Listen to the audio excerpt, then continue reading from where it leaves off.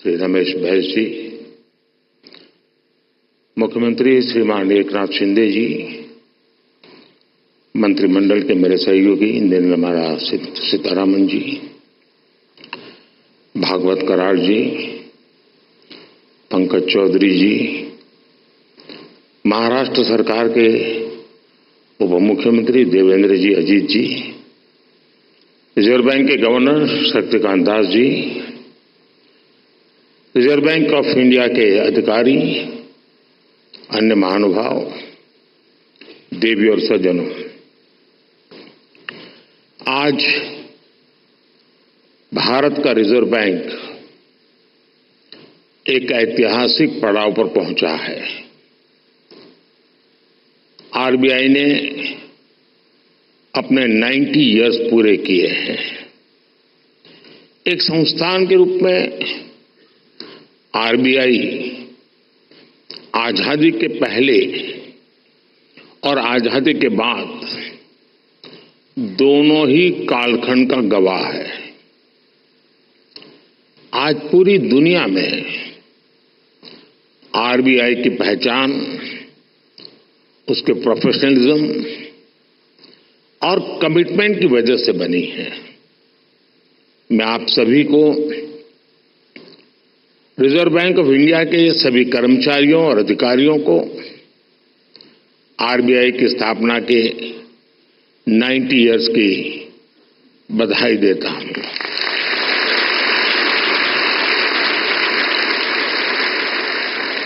और इस समय जो लोग आरबीआई से जुड़े हैं उन्हें मैं बहुत सौभाग्यशाली मानता हूं।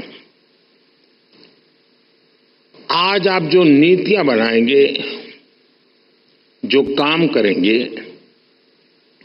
उनसे आरबीआई के अगले दशक की दिशा तय होगी। ये दशक इस संस्थान को उसके शताब्दी वर्ष तक ले जाने वाला दशक है और ये दशक विकसित भारत की संकल्प यात्रा के लिए भी उतना ही अहम है। और इसके लिए जैसा आप लोगों का मंत्र है, आरबीआई को तेज ग्रोथ को सर्वोच्च प्राथमिकता देते हुए ट्रस्ट और स्टेबिलिटी पर भी उतना ही फोकस करना है। मैं आरबीआई को उसके लक्ष्यों और संकल्पों के लिए भी शुभकामनाएं देता हूं। साथियों, आप सभी अपनी फील्ड के एक्सपर्ट्स हैं। आप जानते हैं कि देश की अर्थव्यवस्था, हमारी जीडीपी काफी हद तक मॉनेटरी और फिस्कल पॉलिसीज के कोऑर्डिनेशन पर निर्भर करती है। मुझे याद है जब 2014 में रिजर्व बैंक के 80वें वर्ष के कार्यक्रम में आया था, तब हालात एकदम अलग थे। भारत का पूरा बैंकिंग सेक्टर समस्याओं और चुनौतियों से जूझ रहा था। एनपीए को लेकर, भारत के बैंकिंग सिस्टम की स्टेबिलिटी और उसके भविष्य को लेकर हर कोई आशंका से भरा हुआ था। हालात इतनी खराब थी कि पब्लिक सेक्टर बैंक्स देश की आर्थिक प्रगति को जरूरी गति नहीं दे पा रहे थे। हम सभी ने वहां से शुरुआत की और आज देखिए, आज भारत के बैंकिंग सिस्टम को दुनिया में एक स्ट्रांग और सस्टेनेबल सिस्टम माना जा रहा है।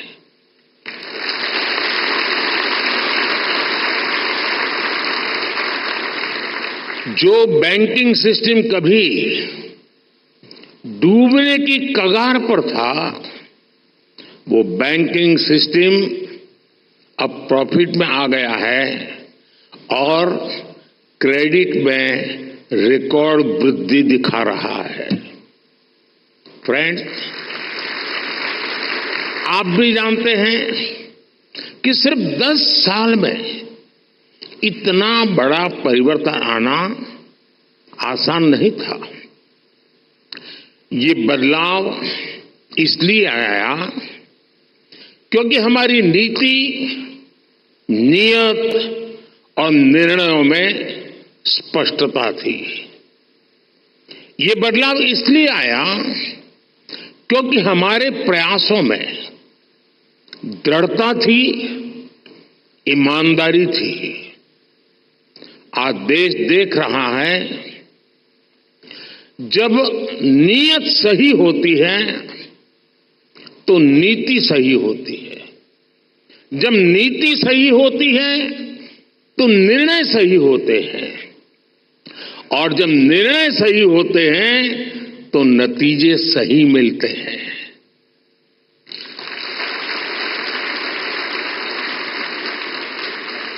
इन शॉर्ट, मैं यही कहना चाहता हूं, नीयत सही तो नतीजे सही।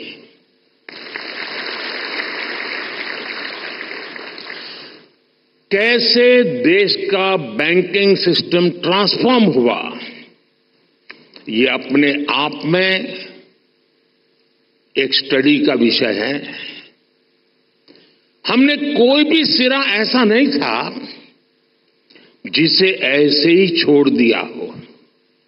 हमारी सरकार ने रिकॉग्निशन, रिजोल्यूशन और रिकैपिटलाइजेशन की रणनीति पर काम किया। पब्लिक सेक्टर बैंक की हालात सुधारने के लिए सरकार ने करीब 3.5 लाख करोड़ का कैपिटल इन्फ्यूजन किया और साथ ही गवर्नेंस संबंधी कई रिफॉर्म्स भी किए। अकेले इंसॉल्वेंसी एंड बैंक्रप्सी कोड की नई व्यवस्था से ही करीब 3.25 लाख करोड़ के लोन्स रिजॉल्व हुए। और एक आंकड़ा देशवासियों को जरूर जानना जरूरी है। 27,000 से ज्यादा ऐसी एप्लीकेशंस जिसमें 9 लाख करोड़ रुपए से ज्यादा का अंडरलाइन डिफॉल्ट था, वो आईबीसी में एडमिशन से पहले ही रिजॉल्व हो गई। ये दिखाता है कि इस नई व्यवस्था का सामर्थ्य कितना ज्यादा है। बैंकों का जो ग्रॉस एनपीए 2018 में 11.25% के आसपास था, वो सितंबर 2023 आते आते 3% से भी कम हो गया।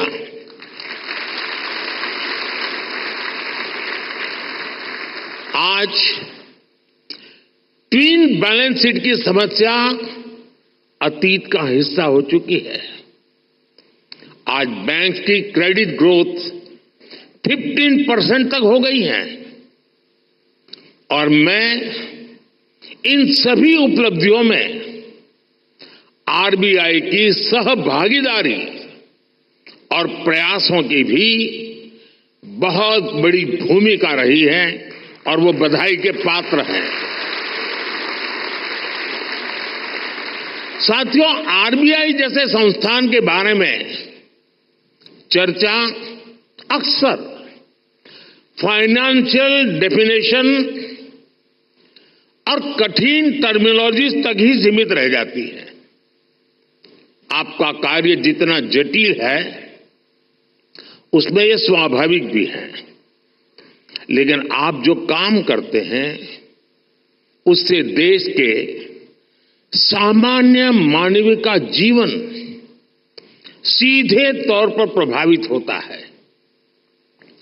बीते 10 वर्षों में हमने सेंट्रल बैंक, बैंकिंग सिस्टम और अंतिम पायदान पर खड़े व्यक्ति के बीच इस कनेक्ट को हाईलाइट किया है। गरीबों का फाइनेंशियल इंक्लूजन आज इसका बहुत बड़ा उदाहरण है। आज देश में 52 करोड़ जनधन खाते हैं। इनमें भी 55% से ज्यादा खाते महिलाओं के नाम पर है।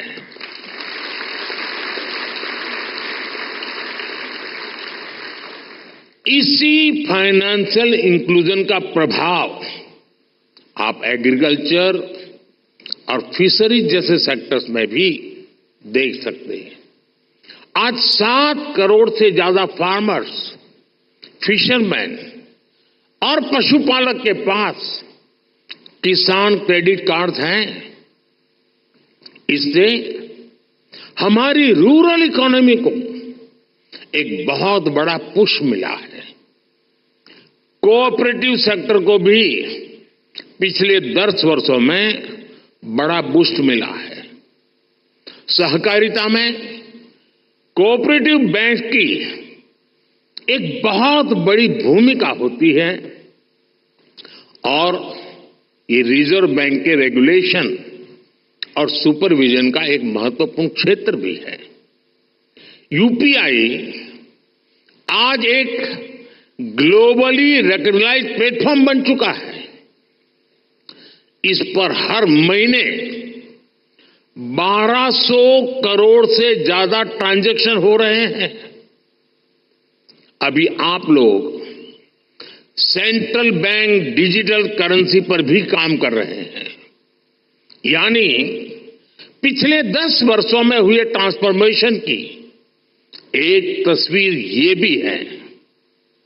एक दशक के भीतर ही हम पूरी तरह से एक नई बैंकिंग व्यवस्था, एक नई अर्थव्यवस्था और नए करेंसी एक्सपीरियंस में प्रवेश कर चुके हैं। और जैसा मैंने पहले कहा है, पिछले 10 साल में जो हुआ वो तो सिर्फ ट्रेलर है।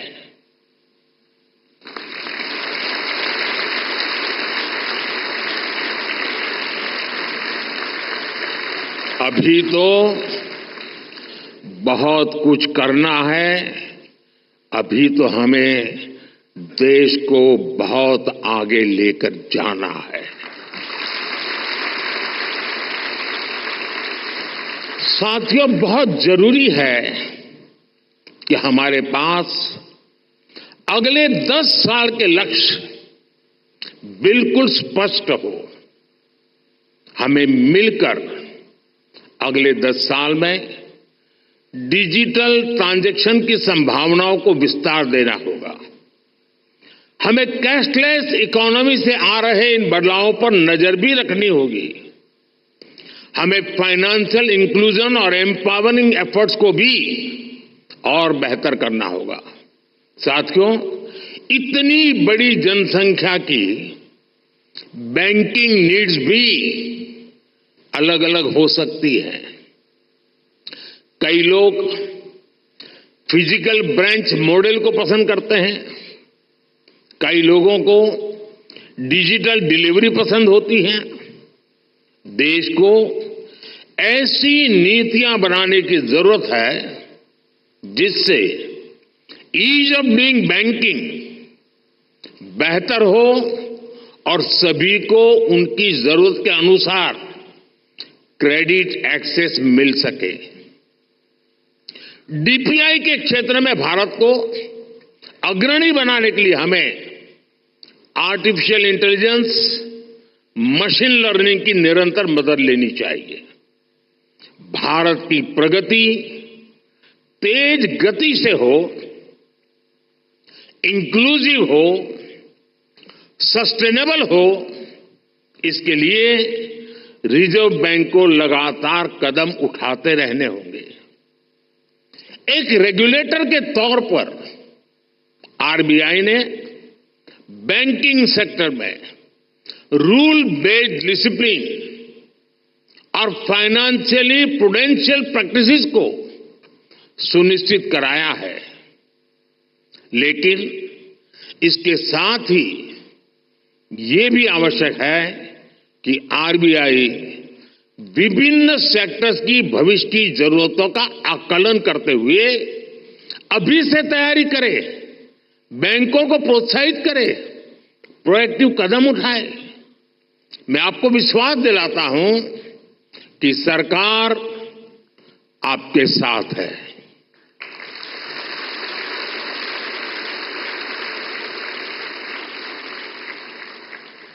आपको याद होगा 10 साल पहले डबल डिजिट की महंगाई से निपटने का रिफ्लेक्शन तब की फाइनेंशियल पॉलिसीज में नहीं दिखता था। इससे निपटने के लिए हमारी सरकार ने रिजर्व बैंक ऑफ इंडिया को इन्फ्लेशन टारगेटिंग का अधिकार दिया। मॉनेटरी पॉलिसी कमेटी ने इस मैंडेट पर बहुत अच्छे ढंग से काम भी किया।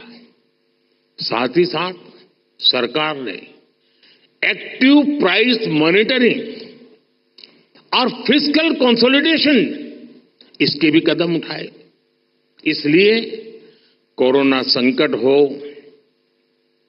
अलग अलग देशों में युद्ध की स्थिति हो, तनाव हो, भारत में इन्फ्लेशन मॉडरेट लेवल पर ही रही।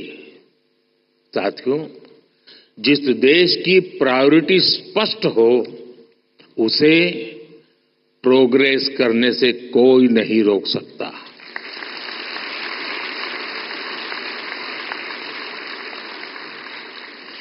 हमने कोरोना के दौरान फाइनेंशियल प्रूडेंस की चिंता भी की और सामान्य नागरिक के जीवन को भी सर्वोच्च प्राथमिकता दी।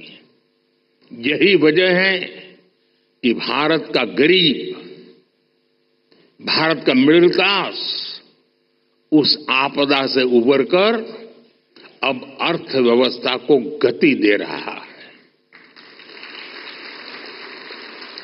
दुनिया के बड़े बड़े देश जहां अभी तक उस झटके से उबरने की कोशिश कर रहे हैं, वहीं इंडियन इकोनॉमी नए रिकॉर्ड बना रही है।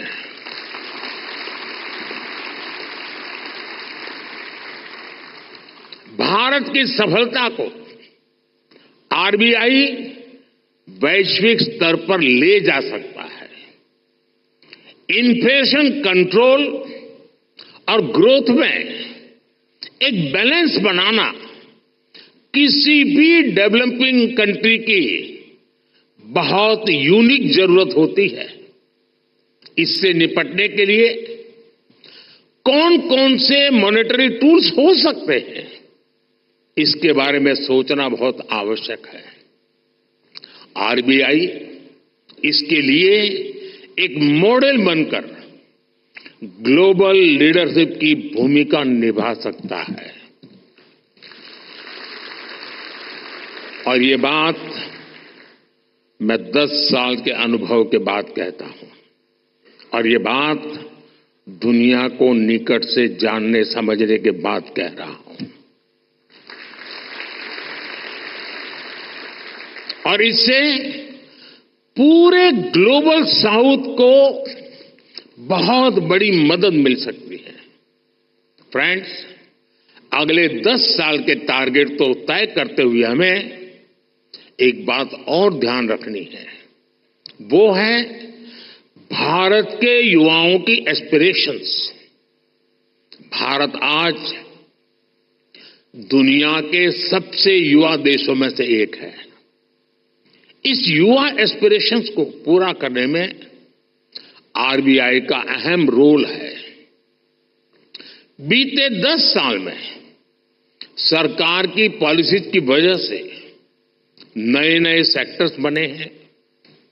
इन सेक्टर्स में देश के युवाओं को नए अवसर मिल रहे हैं। आप देखिए, आज ग्रीन एनर्जी जैसे उभरते हुए क्षेत्रों का विस्तार हो रहा है। सरकार सोलर एनर्जी और ग्रीन हाइड्रोजन जैसे सेक्टर्स को प्रमोट कर रही है। आज देश में इथेनॉल ब्लेंडिंग को लगातार बढ़ाया गया है। डिजिटल टेक्नोलॉजी में आज भारत एक प्राइम प्लेयर बनकर उभरा है। हमने स्वदेशी 5G टेक्नोलॉजी पर काम किया है। डिफेंस सेक्टर हम बड़े एक्सपोर्टर की भूमिका में आ रहे हैं। एमएसएमई पूरी भारतीय अर्थव्यवस्था और मैन्युफैक्चरिंग सेक्टर की बैकबोन जैसे हैं।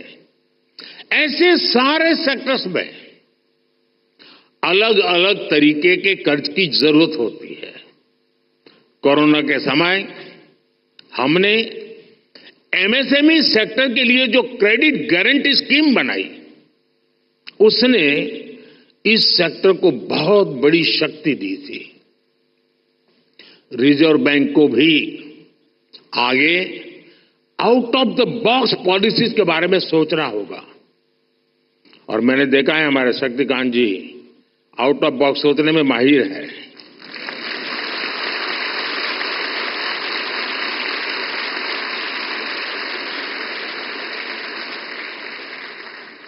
और मुझे खुशी है कि सबसे ज्यादा तालियां इस बात पर पड़ी है।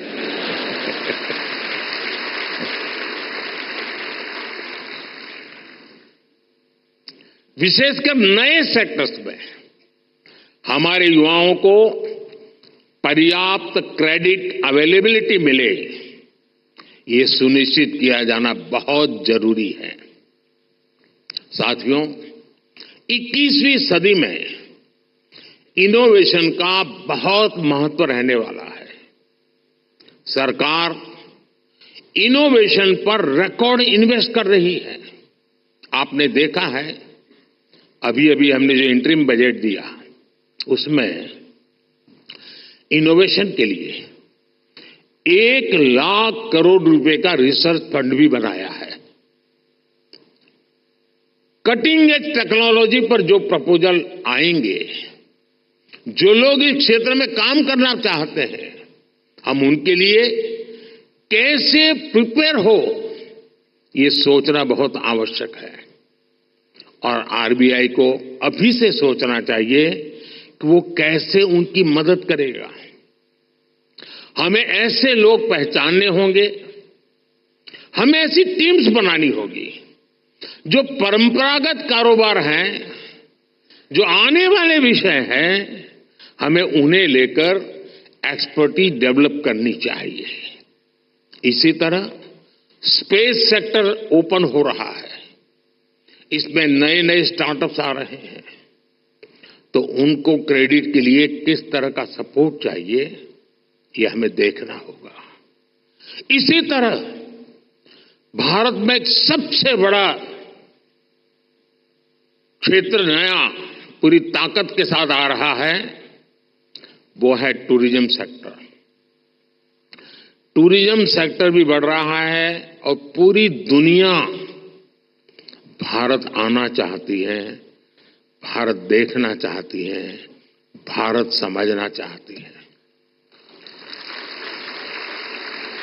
अभी कहीं मैंने पढ़ा था, जो ये टूरिज्म के एक्सपर्ट्स होते हैं, उनका कहा है कि आने वाले वर्षों में रिलीजियस टूरिज्म में दुनिया का सबसे बड़ा कैपिटल अयोध्या बनने वाला है।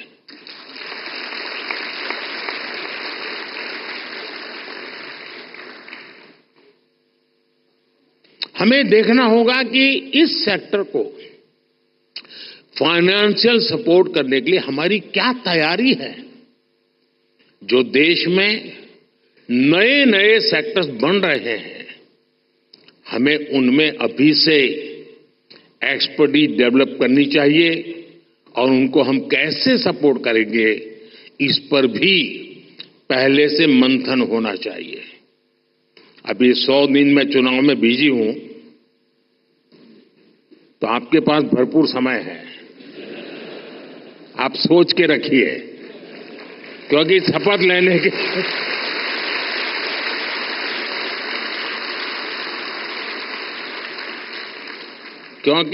लेने के दूसरे दिन ही धमाधम काम आने वाला है। हम लोगों ने फाइनेंशियल इंक्लूजन पर बहुत काम किया है, डिजिटल पेमेंट पर बहुत काम किया है। इससे हमारे छोटे बिजनेस की, रेहड़ी पटरी वालों की फाइनेंशियल कैपेसिटी अब ट्रांसपेरेंटली दिखाई देने लगी है। अब इस जानकारी का उपयोग करते हुए हमें उन्हें फाइनेंशियल एम्पावर करना है। फ्रेंड्स, हमें मिलकर अगले 10 वर्षों में एक और बड़ा काम करना है। हमें भारत की आर्थिक आत्मनिर्भरता को बढ़ाना है। हमें कोशिश करनी है कि हमारी इकोनॉमी दुनिया के संकटों से कम प्रभावित हो। आज भारत ग्लोबल जीडीपी ग्रोथ में 15% के साथ ग्लोबल ग्रोथ का इंजन बन रहा है। इन स्थितियों में ये प्रयास होना चाहिए कि हमारा रुपया पूरी दुनिया में ज्यादा एक्सेसिबल भी हो, एक्सेप्टेबल भी हो। एक और ट्रेंड जो बीते कुछ वर्षों में पूरी दुनिया में देखने को मिला है, वो है बहुत ज्यादा आर्थिक विस्तार और बढ़ता हुआ कर्ज। कई देशों का प्राइवेट सेक्टर डेट तो उनकी जीडीपी के 2 गुने तक पहुंच गया है। कई देशों का डेट लेवल उस देश के साथ साथ पूरी दुनिया की अर्थव्यवस्था को प्रभावित करता है। रिजर्व बैंक को इस पर भी एक स्टडी करनी चाहिए। भारत की ग्रोथ के जितने प्रॉस्पेक्ट्स और पोटेंशियल है, उसको ध्यान में रखते हुए क्रेडिट की कितनी उपलब्धता होनी चाहिए और उसको कैसे सस्टेनेबल तरीके से मैनेज किया जाना चाहिए, इसे आधुनिक परिप्रेक्ष्य में तय किया जाना बहुत आवश्यक है।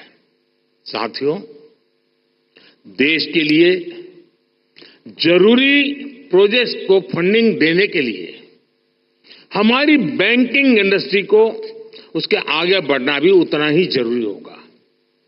और इस आवश्यकता के बीच आज कई मोर्चों पर चुनौतियां भी हैं। एआई और ब्लॉकचेन जैसी नई तकनीकों ने बैंकिंग के तरीकों बदला है, पूरा तरीका बदल गया। बढ़ती डिजिटल बैंकिंग की व्यवस्था में साइबर सिक्योरिटी की भूमिका बहुत अहम हो गई है। फिनटेक में होने वाले नए इनोवेशंस बैंकिंग के नए तरीके बनाने जा रहे हैं। ऐसी परिस्थितियों में देश के बैंकिंग सेक्टर में, उसके स्ट्रक्चर में क्या बदलाव जरूरी है, इस पर हमें सोचना होगा। इसमें हमें नए financing, operating and business models की आवश्यकता हो सकती है। ग्लोबल चैंपियंस की क्रेडिट जरूरतों से लेकर रेहड़ी पटरी वालों तक की जरूरत को, कटिंग एज सेक्टर से लेकर ट्रेडिशनल सेक्टर तक की जरूरतों को हम पूरा कर सके, ये विकसित भारत के लिए बहुत जरूरी है। विकसित भारत के बैंकिंग विजन के इस पूरे अध्ययन के लिए रिजर्व बैंक बहुत उपयुक्त संस्था है। आपके ये प्रयास 2047 के विकसित भारत के निर्माण के लिए बहुत अहम होंगे। एक बार फिर आप सबको मेरी बहुत बहुत शुभकामनाएं। धन्यवाद।